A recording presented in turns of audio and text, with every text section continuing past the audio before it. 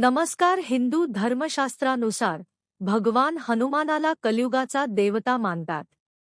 असं म्हणतात की आजही भगवान हनुमान पृथ्वीवर जीवित आहेत.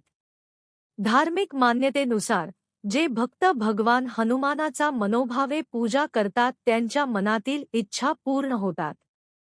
तसेच त्यांना संकटातून मुक्ती मिळते. पंचांगानुसार 1 एप्रिल 2026 रोजी जगभरात हनुमान जयंती साजरी केली जाणार आहे. अशा वेळी ज्या राशींवर बजरंगबलीची कृपा असते अशा राशींच्या सुखसमृद्धीत चांगली वाढ होते. त्यामुळे आज आपण भगवान हनुमानाच्या प्रिय राशी कोणत्या आहेत ते जाणून घेऊयात. मेष रास. वैदिक ज्योतिषशास्त्रानुसार मेष रास ही भगवान हनुमानाच्या प्रिय राशींपैकी एक आहे. या राशीवर भगवान हनुमानाची सदैव कृपा असते. या राशीचे लोक साहसी, आत्मविश्वासू, बुद्धिमान आणि ख्या मनाचे असतात. या राशींवर एखादं संकट आल्यास हनुमानजी ते सहज दूर करतात. त्यामुळेच यांची आर्थिक स्थिती फार चांगली असते. यांना पैशांची कधीच कमतरता भासत नाही. सिंह रास.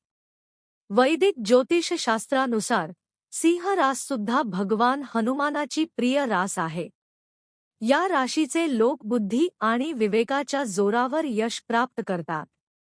अनेकदा यांच्या मार्गातील अडथळे सहज दूर होतात. त्यामुळेच कमी वयात यांना यश मिळतं.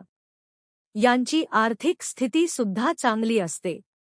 मंगळवारी आणि शनिवारी भगवान हनुमानाची पूजा केल्यास यांना आयुष्यात समस्यांचा सामना करावा लागत नाही. वृश्चिक रास. वृश्चिक राशीच्या लोकांवर देखील भगवान हनुमानाची विशेष कृपा असते. ही रास भगवान हनुमानाच्या प्रिय राशींपैकी एक मानली जाते. भगवान हनुमानाच्या कृपेने यांना आयुष्यात कधीच पैशांची कमतरता भासत नाही. भगवान हनुमानाच्या कृपेने यांना चांगली नोकरी, पद, प्रतिष्ठा आणि व्यवसायात चांगला लाभ मिळतो. भगवान हनुमान यांना नेहमी संकटातून मुक्त करतात. तसेच धार्मिक मान्यतेनुसार भगवान हनुमानाची पूजा केल्यास यांच्या मनातील सर्व इच्छा पूर्ण होतात. कुंभ रास. कुंभ रास ही भगवान हनुमानाच्या प्रिय राशींपैकी एक रास मानली जाते. या राशींच्या जीवनात सुखसमृद्धी नांदते. तसेच यांना नेहमी नशिबाची साथ मिळते. भगवान हनुमानाच्या कृपेने यांना प्रत्येक कार्यात यश मिळतं.